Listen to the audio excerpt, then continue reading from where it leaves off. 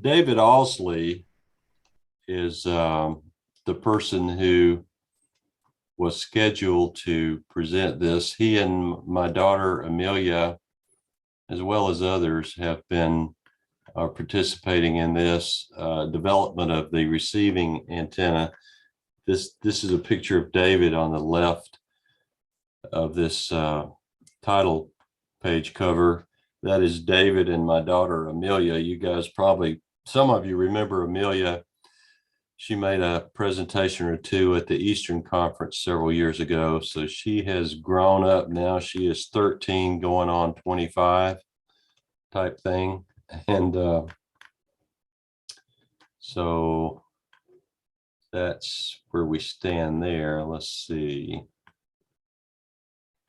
So what we're going to talk about is the building a simple low-cost ground tracking station to receive the STEMSAT. And David Alsley in this cover picture here is actually showing the one of the versions of the antenna that we're planning to work with. So as all of you know, in addition to the STEMSAT, which is what we're working on, there's all sorts of satellites, both CubeSats and other satellites that you can listen to. There's no restriction on receiving satellites, although to talk through or to satellites, you have to have the appropriate license to transmit, either an amateur radio license or whatever. But to listen, there is no requirement there. So we've kind of worked with, again, AMSAT on coming up with some low-cost equipment that can be used by the schools and students personally. So for less than $50, you can build your own fairly high gain antenna and purchase one of the Baofeng handheld radios. The UV5R, I think it is the one we baselined, and that will be sufficient. And we've demonstrated that, of course, but it'll be sufficient to receive the STEMSAT and some others. So that's where we stand there. So the purpose of this project, of course, is to produce a high gain antenna capable of receiving the 70 centimeter ham band, which is the downlink frequency for the STEMSAT, and some other amateur radio satellites. The design criteria included a gain of at least 6 dB, to be lightweight, portable, which means basically handheld, capable of being handheld and hand pointed, or obviously you can mount it on a rotator system in 2 axes and track the satellite electronically if you have that kind of budget and capability. The antenna itself is relatively inexpensive, for less than $10. And it basically gives you a design that students of all ages can build. David and I briefed a 4th grade class over at the Spark Academy locally and met with them one afternoon and assisted them in building several of the antennas. So these were 4th graders that were building the antennas, and frankly, it was basically assembling the antennas because we had already had the elements cut and the holes drilled in the PVC pipe and all that. So frankly, it would require some adult supervision in order to get those things done. But other than that, the assembly of the antenna itself is fairly straightforward. So as I said, perfectly legal to receive antennas, satellite signals rather, by anyone. This is a picture of one version of the antenna that is built on just a piece of wood, like a 1x2 or scrap lumber even that some parents may have in their garage, or certainly you can pick up at Home Depot or Lowe's for a very low amount. And the elements you see on this version of the antenna are actually made from coat hangers.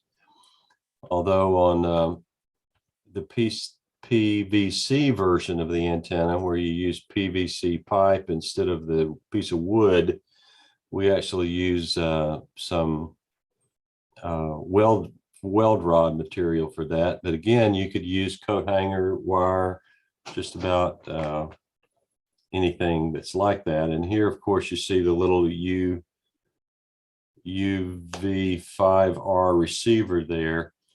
And that's obviously it's a transceiver, but I'll talk a little more about how we set it up for the students here shortly. So in building the antenna, here's the material list. You need about 7 feet of number 10 solid aluminum or copper wire, or coat hanger, as I said, would work. The preferred method, it really is to use a CPVC water pipe, 3/4 inch water pipe material that you can get at Lowe's or whatever. Need about 3 feet of that for the mast. Need a 2-position terminal strip. You need about 5 feet of RG58 with a BNC connector if you're going to hand hold the antenna and do hand pointing. Obviously, if you're going to mount it on a rotator system, you would need more coax cable than that. But for the handheld version, about 5 or 6 feet would work. And then miscellaneous hardware like nuts and bolts and tie wraps and that sort of thing. The tools needed are very limited too. Like you need a tape measure. If you're going to, if you start out with a blank piece of pipe or blank piece of wood, you have to measure out the length of the wood. You have to measure the antenna elements. You'll need some wire pliers to cut the wires, or a hacksaw, depending on the type of wire you're using, and a screwdriver to help assemble it and so forth, but very limited amount of tools. And so what we recommend is that students, particularly in the younger ages, lower grades, have an adult supervisor that helps build the antenna and so forth. But certainly, as we've demonstrated, it's not out of the capabilities of the students to assemble it once you get the thing. So there is available a design that uses a dual band antenna that covers both the 2-meter as well as the 70-centimeter bands. And if you're going to do any, if you're a ham operator or have a ham license and want to do transmission and reception through the satellites that are not the STEMSAT, like some of the AMSAT satellites that are up, you would need both. You need this dual band antenna, both 2-meter and 70-centimeter, but this is the receiving station antenna. This shows the length of the elements involved. And then that's the feed point there at the 13-inch element that shows the matching element there. But very, very doable. The antenna in this case for a handheld design would be held on the left side of the antenna. You can just hold that in your hand and point it in the direction of the satellite and track it across the sky. And this shows the element spacing.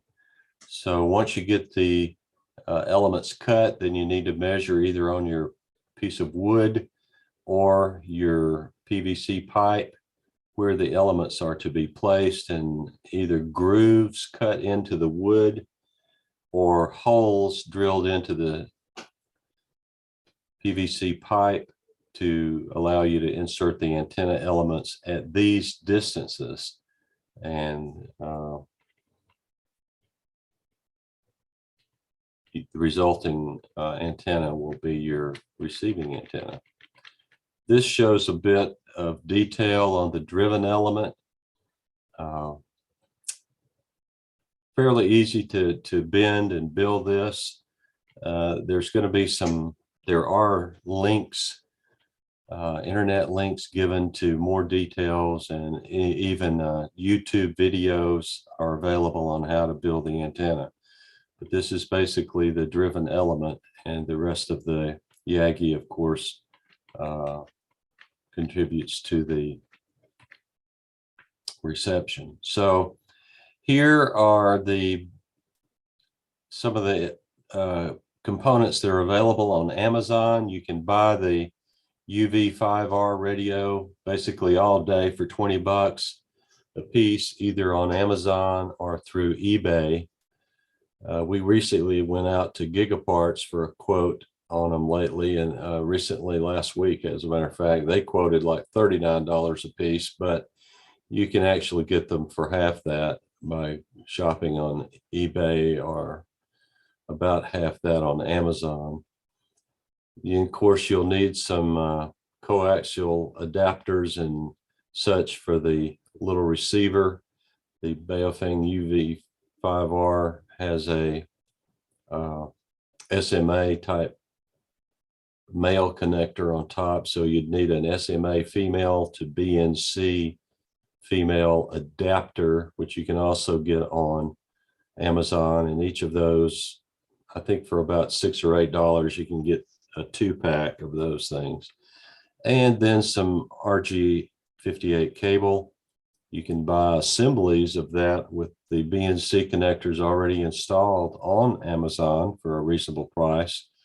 Or if you're like most of us who like to build your own DIY, you can assemble those yourself. Although I have to admit, the BNC connector installation is a little bit more difficult depending on the type of connector you get, either crimp or solder, than some of the other connectors. So I recommend to the students to get the assembly already made up. So basically that's the presentation on how to build a low-cost receiving antenna. I don't see the links on part of this on the presentation pages here, but I have links in another document that I'll be able to post or send to anyone who's interested, that will show the YouTube videos with step-by-step building of the antenna, and also the Amazon component links to this little antenna.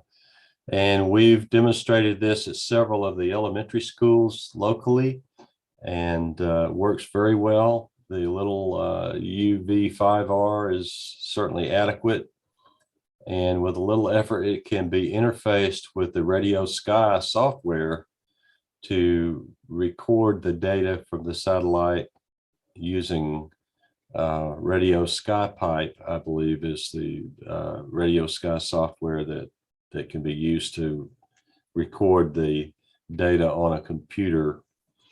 But we'll get more into that and provide more training information for our schools and younger folks when we get closer to the launch date. We're also, I might mention, we're also standing up, have already, as a matter of fact, I'm in the facility now. We have a mission operations and communications center here at the college that we use in simulating space missions for one of our courses. And that will be available during the mission. We plan to track the mission formally here and coordinate reception of data via internet and other methods with all of our tracking stations around the world, which will be in Hawaii, South Africa, United Kingdom, and other places. So that's basically how to build a low-cost, simple antenna. Most of you have probably already built something like this along the way. I know Skip and lots of the other people have built them and using them. Any questions at this point on the antenna presentation?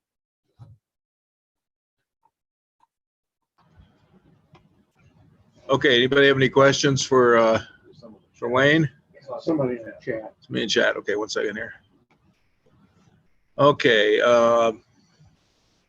any thoughts about, from Kent Gardner, any thoughts about circular, vertical, horizontal element polarization of home build antenna to account for satellite tumbling? We really haven't addressed that issue yet, although we are aware, based on our earlier conversations even today, that that's going to be a possibility. I think that that's something we definitely need to look into and coordinate with all the receiving stations, but I don't have an answer for that today. We recognize it's a problem. My experience with AMSATs is that the AMSATs are normally have a single dipole, which makes them either horizontal, vertical, or somewhere in between. Yes. And that the ground station needs to be a circular polarized so it can account for that. So no matter where it is in the tumbling mode, it'll lose 3 dB, but you'll always have a signal independent of the tumble state of the satellite. So the ground station sort of needs to be a circular polarized. The handheld version, what the guys do is they basically turn it around, try to match the polarization of the satellite to get the best signal. So they basically manually do that. But the ones that are fixed tracking have a circular polarized. Okay. Because then you got to combine them. Yeah, it is. Circular polarized works. Yeah. It is. I have seen several designs that, like Rich just said, combine basically 2 of these Yagis on one boom and do a matching section or something that allows you to have both online at the same time. So that is a possible solution. Yes, sir. Okay, my God. Go ahead. I was going to say you could do a helical antenna. Right. Yeah. For Mike Ott, will the data from the VLF be a retransmit or data? I see what you're saying. The data that's being downlinked will be a direct data feed coming from the receiver. The receiver we're using has a built-in A to D converter, and so that the received data will be one of the data bits that comes down with each transmission. And the way it's set up now is that I think the receiver stores about 1 or 2 minutes of data, and that's transmitted as a burst as part of the telemetry group. And so each cycle through the telemetry group, you will get all the health and welfare information along with 1 or 2 minutes of receiver data. And that is going to be continuous. So it'll just loop through that telemetry continuously. Okay. I think Dan had a question over here. What is the astronomical source of the VLF data? Very good question. Very good question. And I'm going to save that one for Mel, because he's going to address that in his presentation of what we might expect to receive. Yeah, that's basically my talk. That's right. Okay, great. Let's see. Just an observation there. When I was doing CubeSats at Colorado University, the downlink telemetry turns into digital, and then you break that out into the different, temperature, whatever you're measuring. The actual, and that actually gets combined somehow with the actual sensor data that you're collecting the VLF and converting it down to.